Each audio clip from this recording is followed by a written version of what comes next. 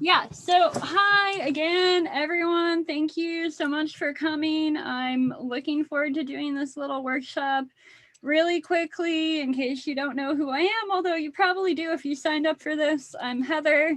I'm the CEO and founder of SalesFolk. I am a serial software entrepreneur, an investor, a copywriter for more than a decade, a former economist, and also more recently a rapper. I actually wrote a little bit of a rap that I'm gonna, not a full song, but a couple bars I'll do later. But what we're gonna be doing today is going over some cold emails that you guys sent in. You may know that SalesFolk email cold email Hall of Shame. I'm going to be much more gentle than I am with the cold email Hall of Shame, since these are not unsolicited emails to me that are bad. And plus, a lot of them aren't that bad. So I'm going to be, in a moment, just going directly into a document. And we're going to have time for questions. When I'm doing the editing directly in the document, if you guys can refrain from talking unless I ask for questions and just type in the chat, just so like we don't have like 20 people talking at the same time. Otherwise, I might mute you. And we'll definitely have questions at the end. I think I took about, we'll go to the document. Let me go to the top. I think I took like 8 or 9, maybe 9, I think. Emails that people submitted by the deadline. I had a whole lot. I took like the first 9. So we're going to just go through them. And if I didn't get to you, I'm going to be doing more of these. I haven't decided the exact frequency yet, probably like every other week. So if I didn't get to your email yet, stay tuned. It will probably be in an upcoming session, but hopefully I did. And like I said, Zoom chat, let me just think how I can do that so I can see everything okay. Yeah, that is that. Okay. Okay, let's get started. So the first email that I have is from, or it's going to pharmacy directors and hospital risk officers. I'm just gonna open this in another tab really quickly. Oh, what? Oh, okay. That's weird. Oh, there we go. So just to look at it really quickly, I guess they're doing stuff with hazardous chemicals, hazardous drugs, and field services to help protect people and the environment. Okay. And the comment from the person was that they weren't able to insert their graph in the form. Just one thing right away, you really want to be careful with images when you're sending cold emails. Oh shit. Excuse me. When you're sending cold emails, because they won't always render, and also even if they do, it can trip up spam filters. So you really have to be careful with images as far as the text to image size ratio. So a lot of times I wouldn't actually recommend inserting a graph. You could link to a blog post or article that has your graph, but most of the time you should probably try to go without it. One thing that jumped out at me with the subject line, and a lot of the subject lines I've seen in the submissions, were that they're kind of long. This one as well, not the next one, but this one. And as far as the body goes, I'll talk more about the subject line in a second. I'm assuming this was, I'll actually turn on track changes. I'm assuming there was an I here, and it just didn't get pasted in. Also, I'm also going to assume that it's not just one big wall of text and that there are like indentation and spacing in between. I know the form that it was submitted to maybe wasn't the best for that. But okay, so just looking at it, first of all, I'd say it's too long on the subject line. Trying to think, there's a few ways we could shorten it. I mean, you could literally do something like this. Study hospitals on, you know, something like that. And also, I don't know what HDs are. If the audience knows what an HD is, it's okay. But if you're not like 95% sure that your entire audience that you're cold emailing knows what that is, I wouldn't necessarily do that. And as far as like the exact length of a subject line, a great way to try to figure out is on mobile. Just sending yourself a draft. There's an exact character count. I think it's like 60 something characters roughly, as far as like where the cutoff is. But when you do subject lines any longer than that, they're not going to show up on mobile, and you have to assume a lot of people are checking their email on mobile. So you want to keep that in mind. Also, regarding subject lines are not titles of blog posts. You want to keep them as short as possible. Like this subject line is a much better length down here. But anyways, so I'm just going to read it really quickly. I won't read out loud. You guys can see it. And then I'm going to do some edits. So also, I'm not sure what PPP magazine is. I'm assuming the audience knows. But if they don't, you shouldn't necessarily be mentioning it. I think you don't, so I don't know if that's like an actual footnote. That wouldn't necessarily make sense in a cold email. I guess you could potentially link to it, but if you're not PPP magazine, you might not want to do that because you're kind of distracting them.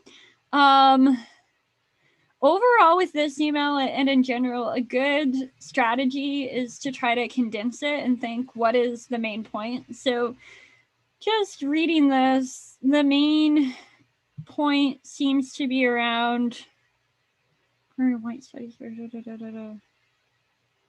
Okay, like an increase in, basically it seems like more hospitals are doing wipe studies. So I mean, there's a few different ways we can do this, but I think I'm going to just do a comment. Main point, more hospitals are doing wipe studies. We could probably shorten that sentence a whole lot. Basically, every additional word or sentence that you have in an email that you don't need is information that is sabotaging you or decreasing your chance of getting it fully read and responded. So, I mean, even in general, I don't think you need this graph for this. I think you could probably just say in a sentence, it almost doubled. And you could say 21 to 34%, but that doesn't always sound like a big number. So I would, wait, so 21 to 34% would be, actually, no, it's not almost double. It's, that would be 10 and a half. So yeah, it's 62% like it says. I think, let's see, however, only 34% of hospitals performing white sampling, we still have, so I guess this whole email, I think is maybe not the strongest because it's talking about this survey, and frankly, like, there's a lot of data and stats and surveys out there that people do that I don't think are that interesting, honestly. And I'm not saying like I think the topic is not interesting, but rather, is this something that is going to surprise the people who are reading it? Like, what, it's sort of the so what factor. So instead, I would probably say, I don't know, let's see. There's a few things we could do. I'll just try writing something below. You could even say a little more conversational like this. And I'm assuming they're saying like, hi, so-and-so at the start. But let's say, did you see the July 2020 survey from PPP magazine about the percent of hospitals performing wipe sampling? You know, like it showed an increase. We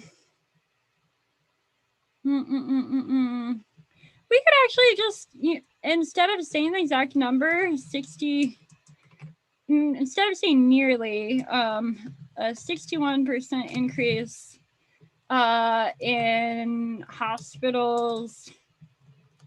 And I don't know, like, is this performing sampling at all? Is it weekly? Is it regularly? I'm going to just put in brackets so they can confirm it. Let's say performing weekly wipe sampling. That could be changed because I did not read it. This is great, but still only 34%.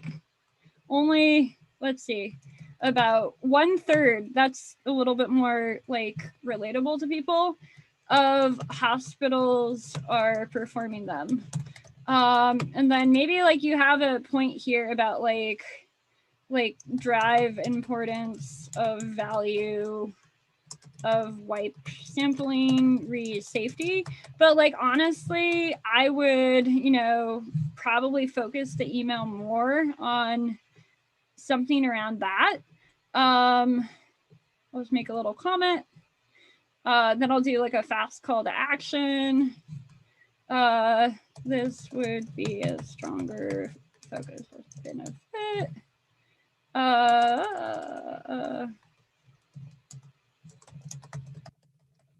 Okay, you know, so also I guess it's not really clear from this email what this business does or what you're offering. So it sounds like it's something related to testing.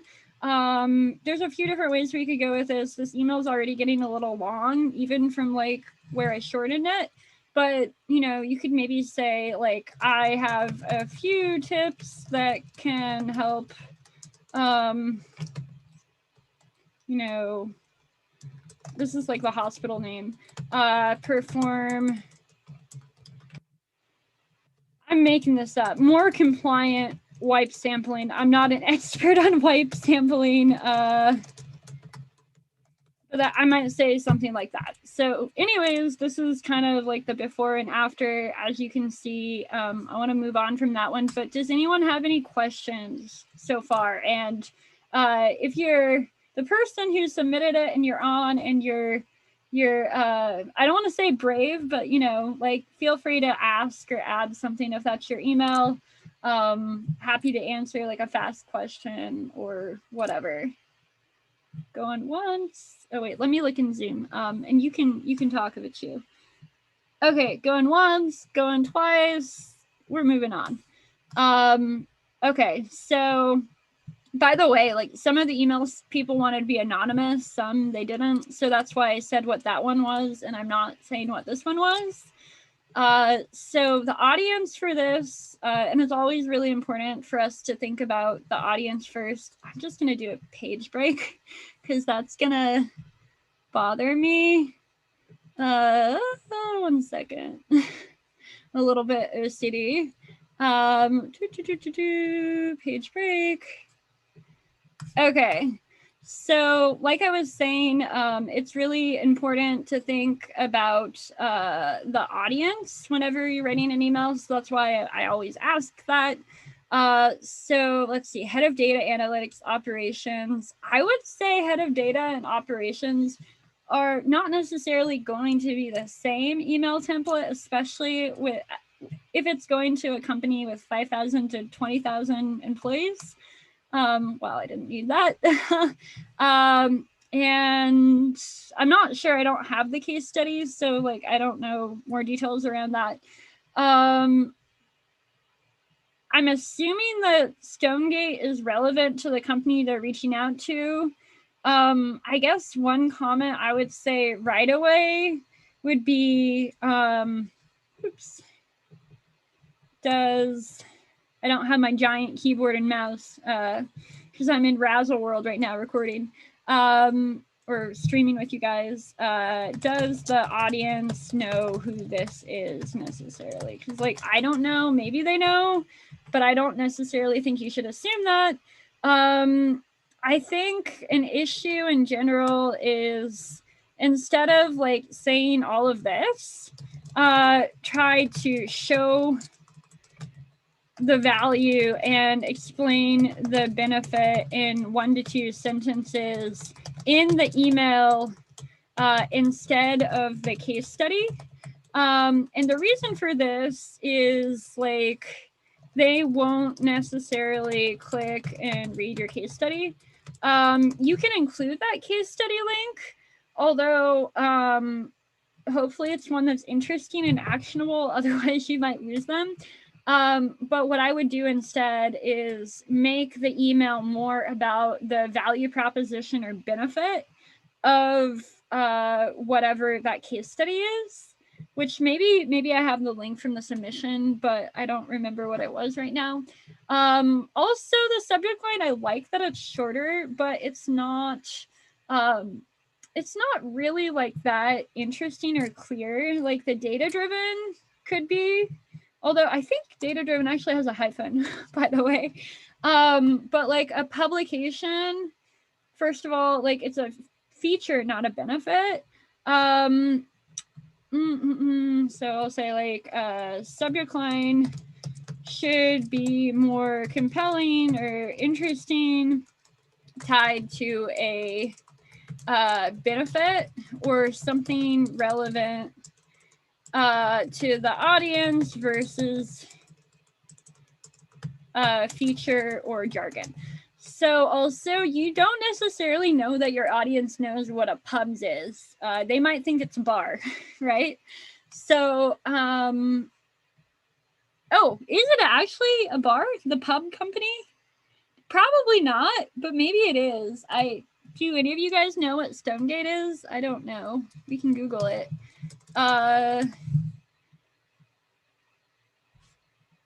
Also, it sounds like Stonegate is a really common name. So is it the farm? Is it the real estate? I don't know. Probably not. But with that in mind, like I would probably make it more. So like, here's an example. We helped, I'm going to change it to Colgate, the toothpaste company, just because that's what it's making me think of. We helped, like, I'll just say random example of a case study sentence I made up. So you can say like, we helped Colgate leverage their data to optimize their plants efficiency, increasing production by 25% without any changes. Well, I don't want to say increased twice, but we could say, I made this up. This is not necessarily at all relevant to what I just put here, but because I don't really know what it's about, that's what I made up. And then say like, call to action could be something like, do you have time for a quick call to discuss how we might be able to assist? And this is just a custom insert you could change with whatever you're doing with your data efforts. So like, ideally what the case study sentence should do is paint a picture, show the value, give them an idea of what it's like to work with the company that is sending the email. You would probably want to hit on whatever pain point or benefit before. Like I might say, I'm sure company X has a lot of great data laying around, but is your team too busy with blah, blah, blah to utilize XYZ data? Maybe. Without knowing more, I can't really comment too much more, but this is more compelling than like assuming they're going to read and click on a case study where you haven't even really showed the value. It's talking about better decision making, but it's not really going into what any of those specific decisions are or were, which would be much more compelling. Does anybody have any questions so far? Okay. Once, twice. Okay. So I'll just keep moving. Okay. Okay. I believe this is coming from like outsourced software development technology partner company. I'm not sure what Bombora is. Maybe the audience knows, but I'm not so sure about that because I'm actually fairly technical. I know what Node.js and Python and React are, and it's going to IT leaders. So the IT leaders would probably know what some of that is. I wouldn't necessarily say that a business leader, excuse me, that a business leader is going to know about Node.js or React unless it's really relevant, like they're a software development company that does developer tools or something. These subject lines honestly are pretty lame, and I know this company, so I will say they know better. Pretty basic, lame, overused. I wonder, is there a way to like, I hate how it's moving it over. Yeah, these are ones that a million other people use with very untargeted messages. So I would say don't do that. I'm not sure what Surge Topic 1 and Surge Topic 2 are or how long they are, but I think we could probably make some better subject lines. We'll look at that in a second. One thing that jumps out right away, which you guys probably noticed, this email is quite long. This is not like a sales email once you sent an email and you had a sales conversation. This is cold. This is not a drip marketing email. This is a cold email. So you really need to cut this email down a whole lot. Ideally, a lot of emails are 3 to 5 sentences. You can go a little bit more, but it should be really, really, really compelling. And with that in mind, 1 second. Let me see. I think I'm gonna. I hear someone's like background. I think I'm gonna just mute. I think we got it. Okay. So this needs to be a lot shorter. Maybe. Oh wait. Did you have a question, or is your mic accidentally on? Slash, who is it? Okay, I think like all the mics are on. It's weird. Anyways, what I was saying was should be like 3 to 5 sentences. We can cut a lot of this out.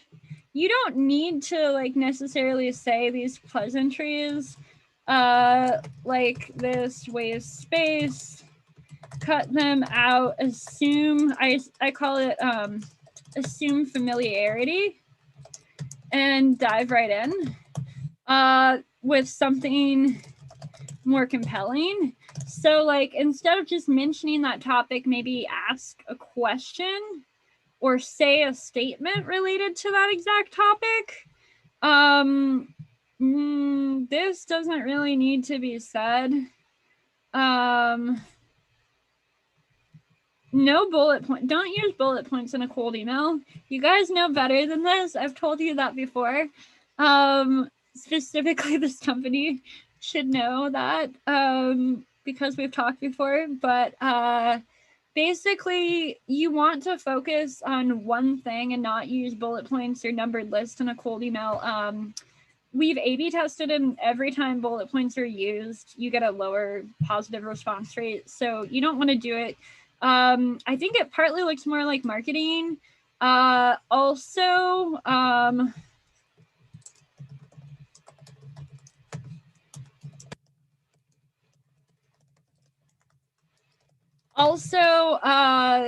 it's a lot to read versus just like focusing on one compelling thing.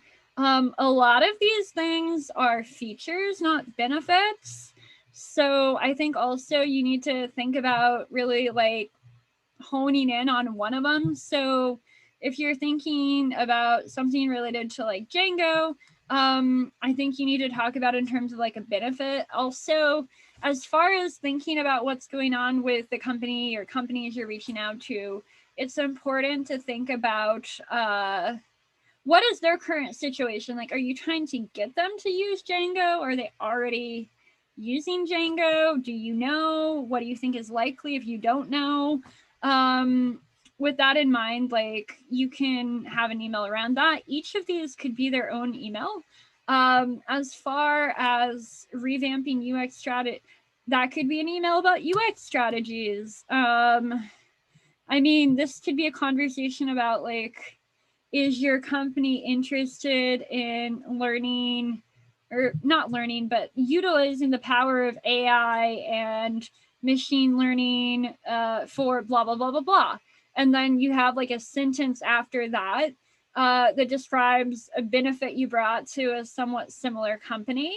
And then you have a call to action that is something more like this. That's like, you know, when can we have a quick call to discuss your needs and, you know, maybe share some more information about XYZ. So this is kind of the case study sentence in here, but there's nothing specific. There are no specific benefits stated. There's no like clear outcome described. So I would recommend picking a specific customer that's relevant enough to that audience and doing that.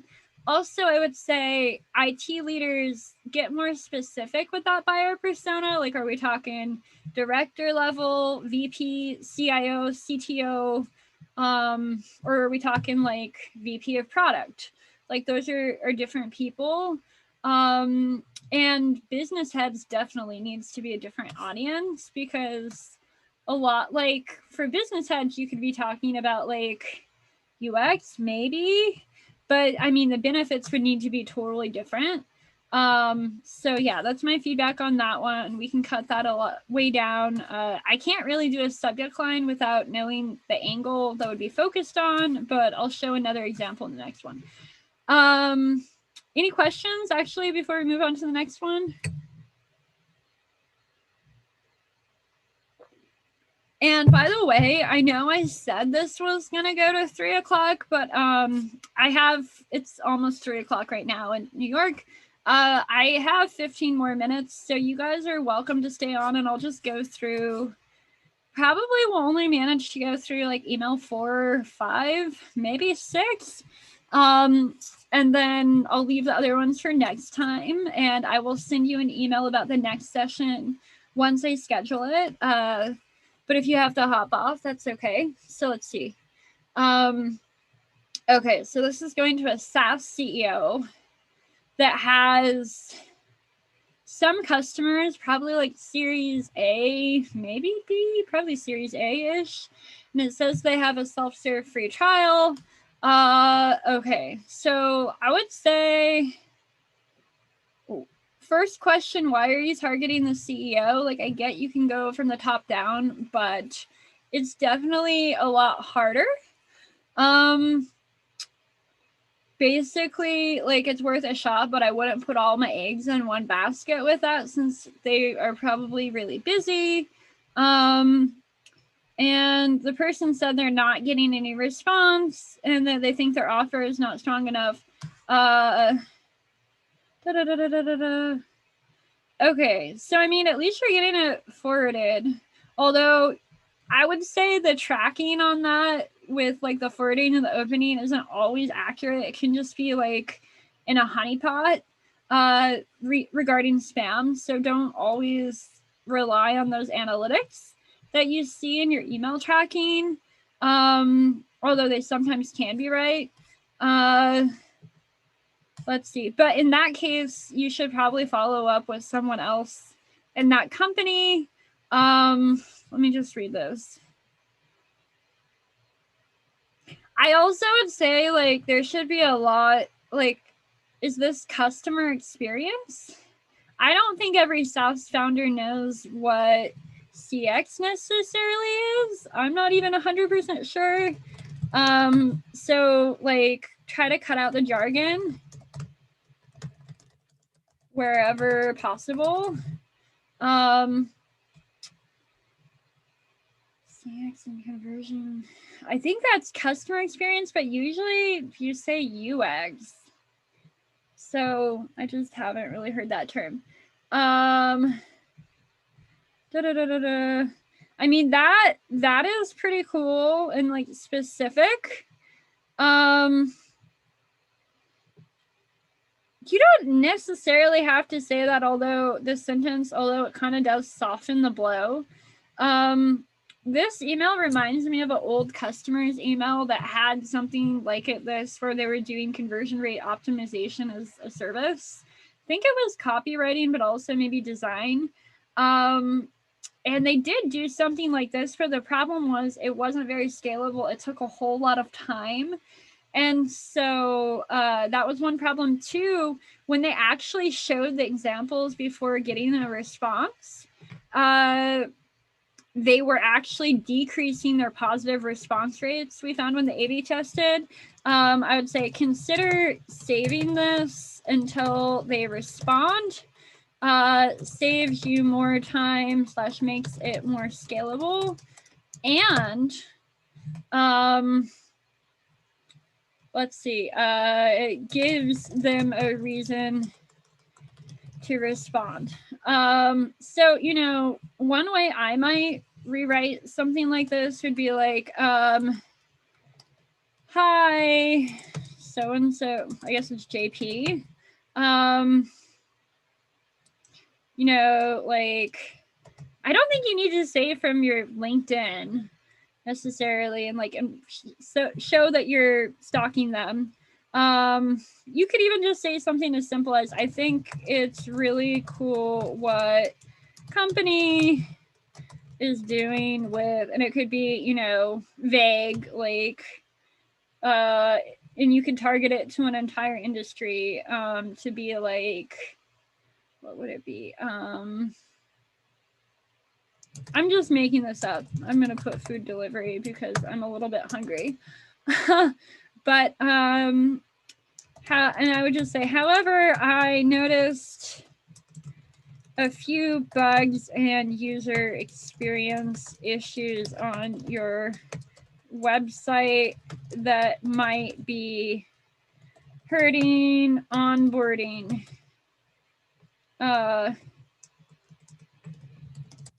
Something like that. And then you could say,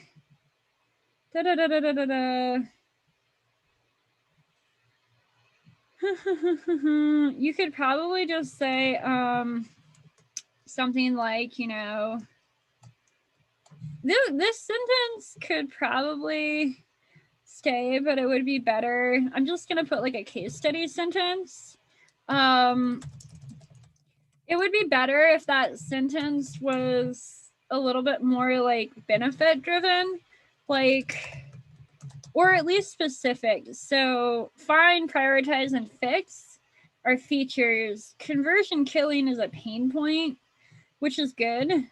I'll just say good pain point, but flesh this out more with a nice customer case study sentence. Especially if you don't have your website up yet, which I believe this person doesn't have yet. It's important to really convey the value. And if you don't have a name that you can mention yet because of an NDA or whatever, you can at least describe them, and just sort of describe like how you found a couple bugs or UX issues that like everyone had missed, and you were able to like increase the conversion rate by whatever in only 3 weeks, you know, whatever. And then you just have a simple call to action. This is not bad, but it could probably be a little shorter. I do this as a I'm not quite sure why it says title at company, if that's that company or a different one. Nathan, if you're on right now, feel free to chime in and answer what that is. But anyways, I would just say, you know, maybe even just like, would you be open to a 15-minute call to actually, I'm trying to think, I might say this differently. Can I think we go stronger with this. When do you have 15 minutes to hear what the bugs, or like to hear about the UX issues I found and see if I might be able to add value to da da da. We could play with that a bit more, but I just felt like it was so passive as far as like, doesn't make sense. Something like that could be okay if you hadn't already like put a bunch out there. But I feel like if you're offering something really specific, you could go a little bit stronger. You could also just like easily just like cut it out here. And basically like just leave it at this potentially. Obviously there'd be a question mark there. Yeah, does anybody have questions about any of these so far? And has this been helpful and interesting? I would love to hear. Hey, Heather. Hey. It's Steph. It's been amazing, as always. I have a quick question for you in regards to the case study sentence when you talk about having it be benefit driven. Like if you have a research company that's giving you all these stats that they found, would you quote the research company? Not necessarily be like, go into the whole thing, but like, do you think that they would care that you actually went to the trouble of having a research company do all this polling? Is the research company, are we talking like Forrester, or I mean you could potentially, you could say like, we hired da da da to survey 250 people and they found like, I guess, is the research like public or is it internal? I think for us, I don't know that it was public. I think it's just internal, but I can confirm. So yeah, I feel like if it's like you said, if it's like a Garner or if it's like a very well-known research company, then I probably would say it. But if it's just kind of a nobody, well, yeah, exactly. Maybe you don't have to say. If it's no one, I don't think you necessarily have to say who did the research, but I would say who was surveyed. So if it's like, you know, like 200 business owners or 200, you know, whatever their title, like the number, assuming it's like a good number that's not like 5, you know, I would say like describe who was surveyed, because I think that's almost like more interesting. But I think one of the things I see a lot, and I get this in terms of like PR pitches for Inc. and Forbes a lot, people will survey something, but it's like the findings are a number, but there's something obvious where it's like 70% of CIOs think security is important.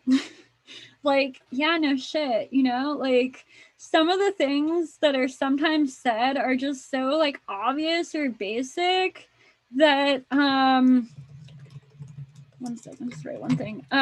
You don't need to say them. Like if it's something that kind of everyone knows, you're wasting the space with driving that. But if it's like an interesting or surprising thing, or like maybe it's like 4 out of 5 CIOs we surveyed, you know, said that their organization did not have good multi-factor authentication policies and they were really worried about it.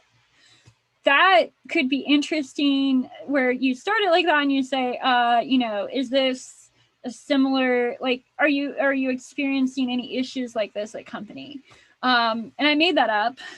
But something like that, I think, could just be like a little bit more relevant and interesting, whereas sometimes the stats that are mentioned are just so obvious that like they're not worth mentioning.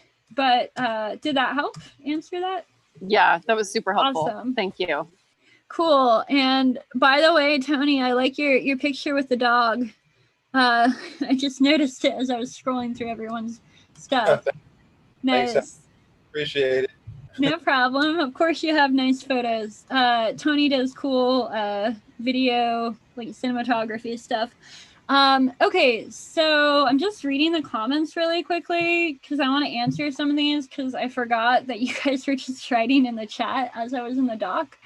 And then I'll maybe do like one more email and then we'll save the rest for next time. Nathan's question is, the CTA call to action isn't pitching the actual services. Is that generally good?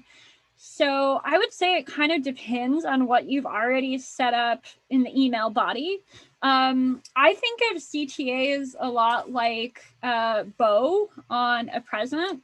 So if like you've already done a lot with that present, with that body, and already said a lot and we're really clear and compelling, you can have a very, very simple CTA that's literally, it could be like, when can we have a 20-minute call? Or you could even say, in that case, Nathan, like, do you think it makes sense for us to have a call? It kind of depends on what already has been said in the body. Whereas if like you're kind of building up to that point and you haven't made it really clear what your value is or like why they should have a conversation with you or what the business does, then you should probably be a little more explicit in the CTA, either in that actual sentence or the sentence like right before, which you can also do. The key is to just like have the whole thing not be too long and not have any one sentence be super long. Let's see, another question we had. Oh, sorry, public house. Oh, bars, sorry. I didn't know what it was. I was guessing it was like I don't drink much anymore, so I didn't know what that was. Okay. Oh, Honolulu answered. Why no bullets? I think I already answered that, but like I said, lower response rate. If you do it, better to focus on one compelling thing and break that up over multiple emails. On that point, 8 emails is the ideal number of emails you want to send in order to get the best response rate possible. And that's because we found on average about 1/3 of your responses will come from emails 5 through 8. And I don't mean like F off, don't contact me, but like positive or neutral. And before I answer the next question, that reminds me of a little rap I put together that I'm gonna do really fast on cold email. Okay, I'm gonna spit some bars real fast. Are you guys ready? Okay. To win at cold email, you gotta be real. Use empathy and feel. Consolidate your spiel. 8 touch or deal. Follow-ups need new info to reveal. Then you'll close every single deal. Squeal! Yep! Okay, that was corny, but hopefully, what? If you liked it, you can give a shout out. If you did not, that is okay. But let's see. Actually, I'll do one more very fast one that's less corny. That's from my song Versace Bedouin. Silver on my fingers and boots on my sheet. Oh wait, silver on my fingers and boots on my feet. Always be a goat, not a goddamn sheep. Email me. Bleep your message at the beep. I had to censor myself there. That definitely wasn't my best rapping, but thank you. It's a little awkward to rap without music on email workshop, but you know, I'll drop some bars whenever. And okay. I'm just looking. Yeah, I think that's gonna be it for now, but I will do, you can see what some of the emails I was gonna do were. On the next one, I'm going to be doing some other interesting events, so be sure to follow the Sales Folk email newsletter and subscribe to it if you haven't already. Before I hop off, does anybody have any last questions or want to say anything? Shazam. Other than you rock. That's all. Thank you. That's all we want to say. That was awesome. I appreciate it. Well, everybody stay safe, wear a mask, be healthy, keep you and your family safe, and hopefully once this pandemic is over, we can do a really fun event in New York, LA, and other places in the country, and it will be even more fun. Stay well, everyone. Okay, thanks for coming. Cheers.